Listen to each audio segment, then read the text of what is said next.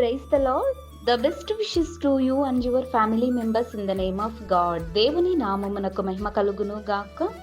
దేవుని నామం పేరట మీకును మీ కుటుంబ సభ్యులందరికీ శుభాభివందనములు. ఈరోజు దేవుని వాగ్దానము. Today God's promise. మన దేవుడిని యెహోవాను గణపరచుడి, ఆయన పాదపీఠము ఎదుట సాగిలపడుడి, ఆయన పరిశుద్ధుడు. కీర్తనల గ్రంథం 99వ అధ్యాయం 5వ వచనం. Exalt the Lord our God and worship at his footstool, for he is holy. The book of Psalms chapter 99 verses 5. క్రీస్తునందు ప్రియమైన సహోదరి సహోదరులారా, ఈ శ్రేష్టమైన ఉదయకాల సమయమున ప్రభువైన యేసుక్రీస్తు వారు దినవాగ్దానం ద్వారా తెలియజేస్తున్న కొన్ని ముఖ్యమైన మాట ఏమిటి అంటే, దావీదు మహాభక్తుడు ఇశ్రాయేలీయులందరికీ ఏ రీతిగా అయితే మన దేవుడైన యెహోవాను గణపరచుడి, ఆయన పాదపీఠము ఎదుట సాగిలపడుడి, ఆయన పరిశుద్ధుడు పరిశుద్ధుడు అని ఆయనను సేవించుడు అని ఏ రీతిగా తెలియజేస్తున్నాడో, మరి దేవుడు ఈ దినమున మనతో కూడా అనేక సార్లు యువజనుల ద్వారాను మనతో మాట్లాడుతూనే ఉన్నాడు. అవునండి, ఆయన పరిశుద్ధుడై ఉన్నాడు. ఆయన నిత్యము కొనియాడబడుతున్న పరిశుద్ధులకే పరిశుద్ధుడై ఉన్నాడు. మరి ఈ లోకంలో మనము కూడా జీవిస్తున్నాం. మనం పరిశుద్ధులుగా జీవిస్తున్నామా? దేవుని ఎదుట మన పాపములన్నీ ఒప్పుకుంటున్నామా? మనం ఒక్కసారి ఆలోచన చేద్దాం. చూడండి, మనము దేవుడు తన రక్తం ఇచ్చి మనలను కడుగుకొని దేవుడు తన రక్షణలోనికి మనం నడిపించుకున్నాడండి. మనము దేవుని ఎదుట సాగిలపడి ఆయన పరిశుద్ధుడు పరిశుద్ధుడని మనం ఆయనను కీర్తించాలి, ఆయనను ఘనపరచాలి. ఆయన మనలను తన బిడ్డలుగా చేసుకున్నాడండి.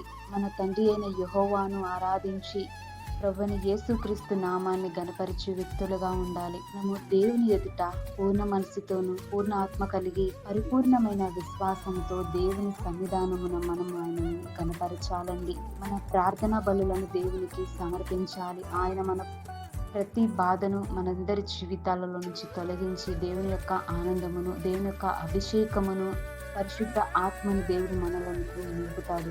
కనుక ఈ వాగ్దానము రీతిగా మనం అందరము జీవించాలి. నిత్యం ఆయనను సేవించాలి, ఆయనను కీర్తించాలి. మన నోటి వెంట స్తుతులు రావాలి.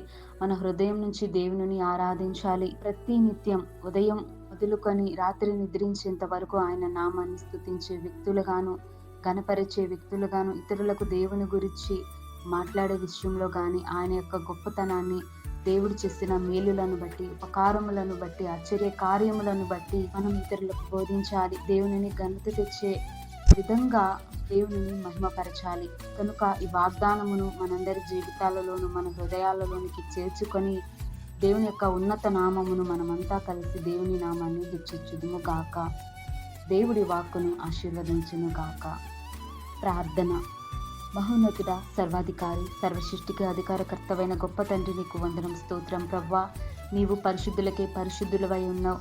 ప్రవ్వా, నీ నామాన్ని హెచ్చించే వ్యక్తులుగా మాకు సహాయము దయచేయండి. ప్రవ్వా, మా పూర్ణ హృదయముతోనూ మా పూర్ణ ఆత్మతోనూ నిన్ను సేవించి ప్రవ్వా, నీ పాదపీఠము ఎదుట మేము సాగిలపడుతున్నాం. ప్రవ్వా, నీవు పరిశుద్ధుడివై ఉన్నావు దేవా.